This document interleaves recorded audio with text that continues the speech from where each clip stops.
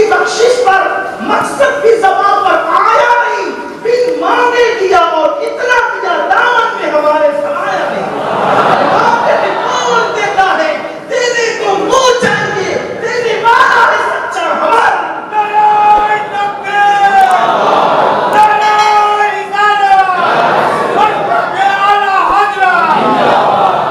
ہم بات یہ کہتے تو لیکن اس یقین سے نہیں کہتے، اور خدا کی قسم جو قوم سے نہ مانگے صرف ان سے مانگے تو پھر وہ اتنا دیتے ہیں کہ دینے والا بنا دیتے ہیں۔ تو ایسے باتیں رکھتے تو بارگاہ رسالت کے مقام کیا ملا؟ اس صدی کے بہت بڑے حکیم ہیں، حکیم اجمل خان صاحب، نام سنا ہوگا، بہت بڑے حکیم، ان کی کتابیں ان کے نسخیات بڑے مشہور ہیں، حکیم اجمل خان صاحب۔ وہ حکیم اجمل خان صاحب، ان کے پاس ملک شام سے ایک سید صاحب آتے تھے، ملک شام سے ایک سید صاحب آتے تھے، شامی بزرگ ان کو کہا جاتا ہے، اور اسی حکیم اجمل خان صاحب کے دوست تھے، وہ الہ آباد ہائی کورٹ کے وکیل، الہ آباد ہائی کورٹ کے وہ وکیل تھے۔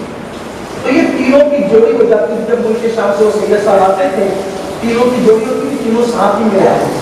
چونکہ وہ جو سید صاحب تھے تو وہ بہت باکرامت بزرگ تھے، اتنے باکرامت کہ جو کہا وہ ہو گیا، بلکہ ان کی کرامت آپ کو بتاؤں کہ حکیم اجمل خان صاحب نے خود بیان کی، حالانکہ جلدی دنیا پڑھے لکھے لوگ اللہ والوں سے متاثر نہیں ہوتے، بلکہ وہ تو اپنی انا میں رہتے ہیں اکثر و بیشتر۔ حکیم اجمل خان صاحب کے گھر شامی بزرگ کا قیام تھا، ان کو تارا آیا ایک بندہ بیمار ہے، آپ جلدی آ جائیں۔ حکیم صاحب نے کہا سید صاحب میں جا رہا ہوں، مریض دیکھا اور 2-4 دن لگ جائیں گے، آپ کو اکیلے چھوڑ کے جانا اچھا نہیں لگتا، اگر آپ پسند کریں ہم ساتھ میں چلتے ہیں، اسی بار میں آپ کی صحبت میں کچھ سیکھ بھی لیں گے۔ وہ جو ہائی کورٹ الہ آباد کے وکیل تھے انہوں نے کہا آپ دونوں جا رہے ہیں، میں بھی فری ہوں، میں بھی چلتا ہوں، تینوں ساتھ چلے۔ وہاں جا کے حکیم صاحب نے مریض کو دیکھا، نبض وغیرہ دیکھی، سب ایک دم اچھا۔ حکیم صاحب نے دوا تجویز کرنی چاہیے تو شامی وہ سید صاحب تھے، انہوں نے کہا حکیم صاحب کچھ دینا مت اس کو، اس مریض کو کچھ مت دینا۔ کہا کیوں؟ کہیں 3 دن بعد مر جائے گا۔ کہا حضرت نبض میں نے دیکھے، باپ داداؤں سے موروثی حکیم ہوں میں، اور میرا تجربہ کبھی ناکام نہیں ہوتا۔ فرمایا تم جانو تمہارا کام جانو، وہ 3 دن میں مر جائے گا، مت دینا دوا، بدنام ہو جاؤ گے۔ یہ حکیم صاحب علاج کر رہے تھے لیکن بچا نہیں سکتے، حالانکہ زندگی اور موت تو اللہ کے ہاتھ ہے، لیکن لوگ کہتے ہیں ایسی بات، ٹھیک ہے بدنام ہو جاؤ گے، نہیں دینا۔ انہوں نے کہا حضرت اب آئے ہیں اور سب ماننا اچھا ہے، ایسا تو نہیں لگتا کہ مرے گا، دیکھنا 3 دن میں مرے گا، اچھا میں جاتا ہوں، تم لوگ دونوں دیکھو۔ یہ نکل گئے۔ 3 دن تک حکیم اجمل خان صاحب دوا دیتے رہے اور طبیعت اچھی بنی گئی، ٹھیک 3 دن کے بعد ان کا انتقال ہو گیا۔ تو اب تو یہ دونوں بالکل معتقد ہو گئے، ایک دم گہرے، کیونکہ آنکھوں سے کرامتیں دیکھ لی تھی۔ ایک دن سے تینوں بیٹھے ہوئے تھے، اتنے میں اعلیٰ حضرت کا ذکر چھڑ گیا۔ تینوں بیٹھے ہوئے تھے، اب آدمی ہوتا ہے نا تو اس کا ذکر تو ہوتا ہی رہتا ہے، حالات حیات تھی اس وقت، ابھی وصال نہیں ہوا، تینوں کا ذکر چھڑ گیا، تینوں کے درمیان ان کا ذکر چھڑ گیا۔ بات یہ ہے کہ جو جس کو نہیں جانتا اس کو نہیں مانتا، جو جس کو نہیں جانتا وہ اس کو نہیں مانتا ہے۔ آپ جس کے لیے اجنبی ہے آپ اس کے لیے کچھ بھی نہیں ہے، لوگ آپ کو کیسے جانتے ہیں؟ جیسے مثال کے طور پہ باپو بیٹھے ہوئے، آپ ان کو جانتے ہیں باپو تبھی تو ہاتھ چومتے ہیں، لیکن یہ چلے جائیں ممبئی اب کوئی پہچانتے ہی نہیں، کوئی جانتے ہی نہیں ہو، اور یہ کہیں جائیں چلو ذرا ابھی بیٹھا ہے نا، لیکن یہاں ایسا نہیں ہوگا۔ کیوں نہیں ہوگا؟ کیونکہ جانتے ہیں تو مانتے ہیں، جب جانیں گے تو مانیں گے کیسے؟ اب بڑا تینوں کے درمیان اعلیٰ حضرت کا ذکر نہیں تھا، تو جو وہ ہائی کورٹ الہ آباد کے وکیل تھے، چھوڑو یار یہ مولوی کا ذکر، یہ تو تہمات پرست مولوی ہے، میں مل چکا ہوں ان سے، بڑے تہمات پرست ہیں۔ تو حکیم اجمل خان صاحب نے کہا کیسے تہمات پرست ہیں؟ کہا وہ ماریرا کے جو مہندی ہے نا وہ سید صاحب، اور جو بھی دوسرے سادات ہیں بازار میں ملے، چوک پہ ملے، چوراہے پہ ملے، صرف ہاتھ ہی نہیں چومتے بلکہ پیر بھی چومتے۔ اب وہ دنیاوی وکیل تھا، اس کو کیا پتا، اس لیے کہ کہتے ہیں کہ جوہر کی قیمت جوہر ہی جانتا ہے. جوہر نوحہ کو کیا پتا کہ جوہر کیا چیز ہے. تو اس نے کہہ دیا یار وہ پیر چومتے سیدوں کے, اور اتنے بڑے عالم مولوی اور وہ دنیا دار سیدوں کے بھی پیر چومتے, یہ توہمات پرستی ہے یار میری نظر میں. چھوڑ اس کا ذکر چھوڑو, مجھے نہیں سمجھ آتا. شامی بزرگ اٹھ کے کھڑے ہو گئے, وکیل صاحب خبردار, مولانا احمد رضا کے بارے میں ایک جملہ بھی اگر آپ کو کہا, اگر میرے اور آپ کے تعلقات قائم رکھنا ہے تو امام احمد رضا کے خلاف میں ایک جملہ نہیں سن سکتا. مولانا احمد رضا کے خلاف ایک بات نہیں سنوں گا, اور اگر کچھ کہو گے ابھی تعلقات ختم. وکیل صاحب نے کہا سید صاحب میں مل چکا ہوں اس سے, آپ تو ملے بھی نہیں ہو, اور اتنی گہری دوستی ایک مولوی کے لیے آپ توڑ رہے.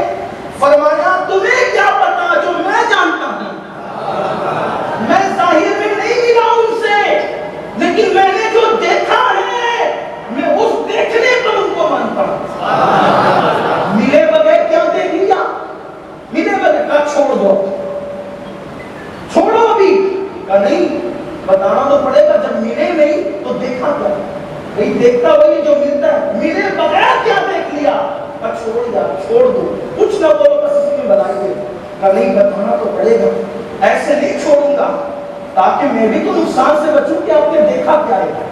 تب اس شامی ملک کے شام کے سید صاحب نے کہا وکیل صاحب میں رسول اللہ کی اولاد میں ہوں, اور مجھ پر ان کا کام یہ ہے کہ میں اکثر رسول اللہ کی زیارت کرتا ہوں, میں ان کی زیارت سے مشرف ہوتا ہوں. یہ بات تو ماننے ہی کی تھی, اس کی وجہ یہ تھی کہ کئی کرامتیں وہ دیکھ چکے تھے, ان کی سچائی پر یقین تھا. کہ میں نے کئی بار حضور کا دیدار کیا ہے. ایک مرتبہ میں حضور کے دیدار میں تھا تو میں نے دیدار میں کیا دیکھا, ایک محفل سجی ہوئی ہے اور بڑے بڑے اولیاء اس محفل میں جلوگر ہے, اور ایک تخت ہے, اس تخت پر اللہ کے رسول جلوگر ہے, اور اس میں ایک نوجوان ہے. حضور نے اس جوان کو کہا کھڑے ہو, اور کھڑے ہو کر مجھے دیکھتا جا اور میری شان بیان کرتا جا, مجھے دیکھتا جا میری شان بیان کرتا جا. تو پھر وہ جوان حضور کا جلوہ دیکھ رہا تھا اور شان بیان کر رہا تھا, اور اکابر اولیاء سے دعائیں اور داد پا رہا تھا. مجھے رشک آیا, یہ جوان کون خوش نصیب ہے. ہم لوگ تو پھر دیکھے بیان کرتے ہیں اور عوام کی محفل میں بیان کرتے ہیں. کتنا نصیبہ اس نے پایا کہ ولیوں کی محفل ہے, اور جانے محفل, شان محفل, روح کائنات مصطفیٰ جان رحمت یہاں پر موجود ہے. یہ دیکھتا جا رہا ہے اور بولتا جا رہا ہے, محفل پر کیف تاری ہے, اور حضور بھی مسکرا کر اس جوان کو دیکھ رہے ہیں. میں نے کہا نانا جان بتائیں تو یہ خوش نصیب کون ہے؟ تو حضور نے فرمایا یہ بریلی میں رہنے والا احمد رضا ہے.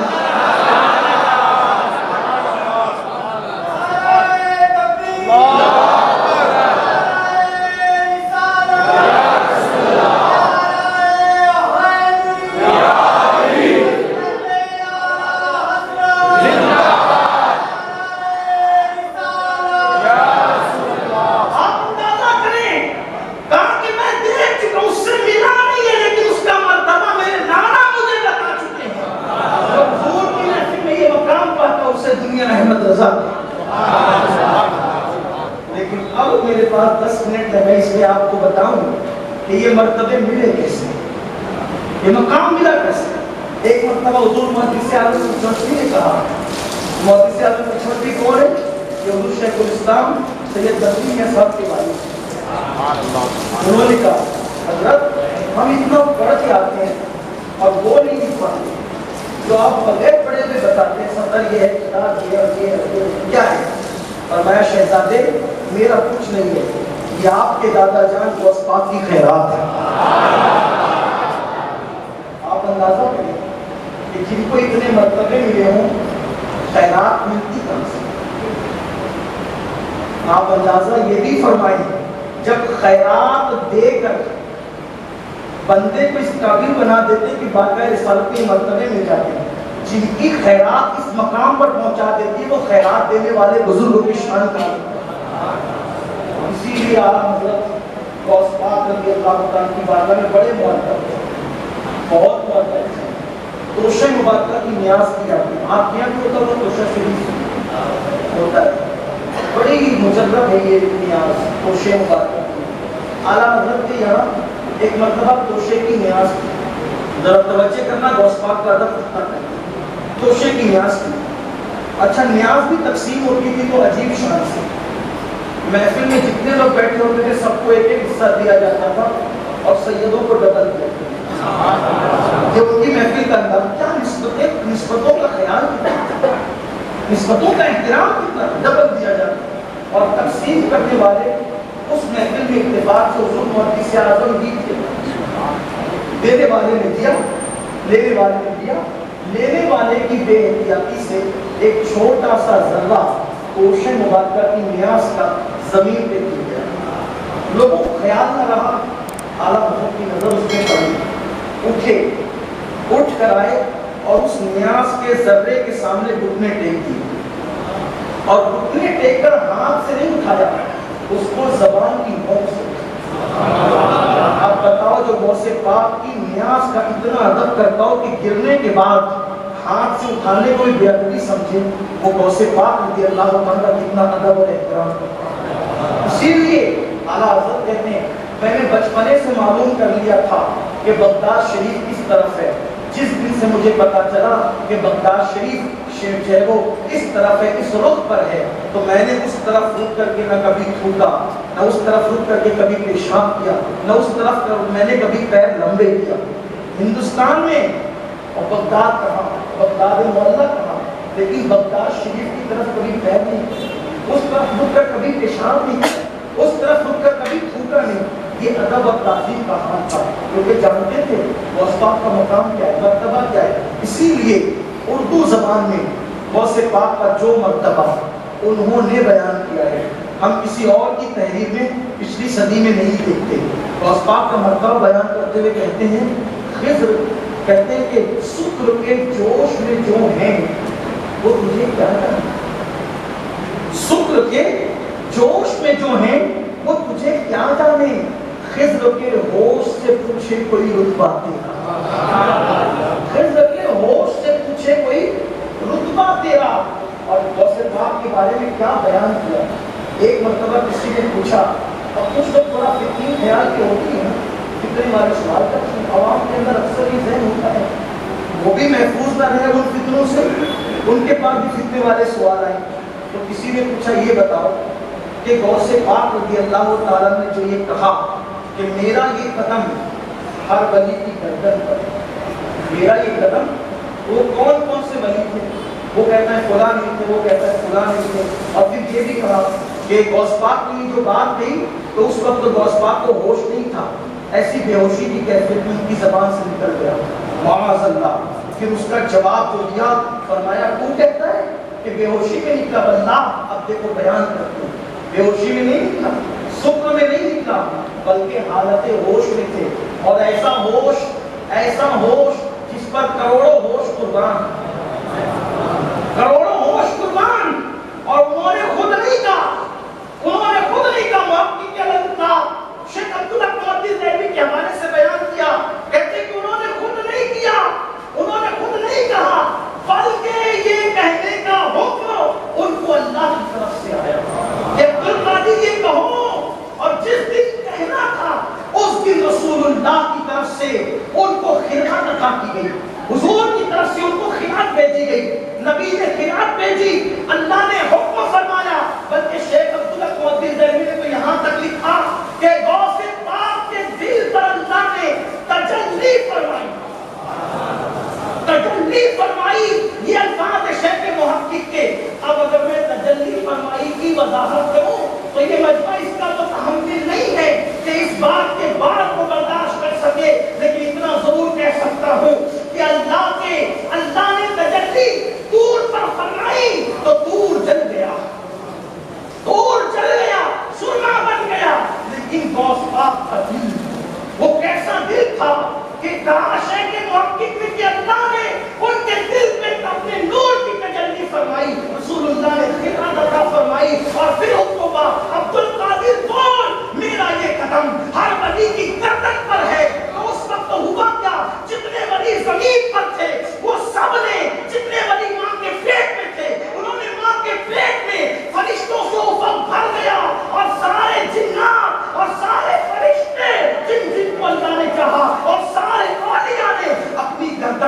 शेख अब्दुल कादिर जिलानी के लिए झुका दी।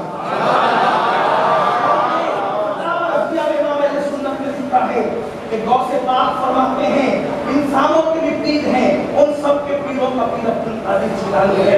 जिन्नात के भी पीर हैं, उन सब के पीरों के पीर का नाम अब्दुल कादिर जिलानी है। और फरिश्तों के भी पीर हैं, उन सब फरिश्तों के पीरों के पीर का नाम भी अब्दुल कादिर जिलानी। ये आला हज़रत इस तरह शान बयान करते हैं गौस पाक में। आप ये भी आपसे कहते हैं ये आला हज़रत को बीच की कहां से गौस पाक ने इतना बड़ा बना दिया था, लेकिन गौस पाक ने भी तो कहीं से पाया, गौस पाक ने भी तो कहीं से पाया। इतने बड़े हैं गौस पाक, तो गौस पाक को मिला कहां से? मुर्दे जिंदा करे गौस पाक, चोरों को वली बनाए,